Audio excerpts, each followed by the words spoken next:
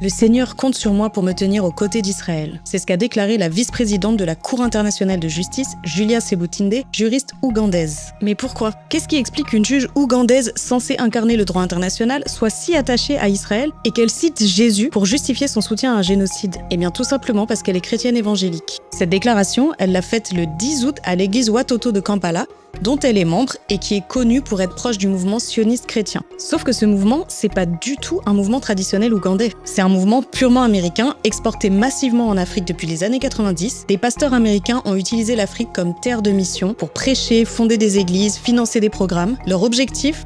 Implanter leur idéologie et leur lecture biblique, souvent plus conservatrices que les traditions chrétiennes locales. Les méga-churches américaines ont implanté leur filiale à Kampala comme on ouvre des franchises de McDo. Même esthétique, même discours, même idéologie. Et cette idéologie, c'est quoi ? D'un côté, un ultra-conservatisme social, c'est eux qui ont fait du lobbying pour faire voter les lois anti-LGBT en Ouganda. De l'autre, le sionisme chrétien, l'idée que soutenir Israël, c'est accomplir une prophétie biblique et préparer le retour du Christ. Dans son discours du 10 août à la Watoto Church, elle a aussi déclaré « Je suis profondément convaincue que nous vivons la fin des temps. Les signes se manifestent au Moyen-Orient, je veux être du bon côté de l'histoire. » En janvier 2024, lors de la procédure intentée par l'Afrique du Sud devant la CIJ, Julia Sebutinde était la seule juge permanente à voter contre toutes les mesures provisoires demandées, estimant que le différend était de nature politique et non juridique. Derrière cette décision, c'est la voix d'une interprétation évangélique américaine de la Bible recyclée en prophétie.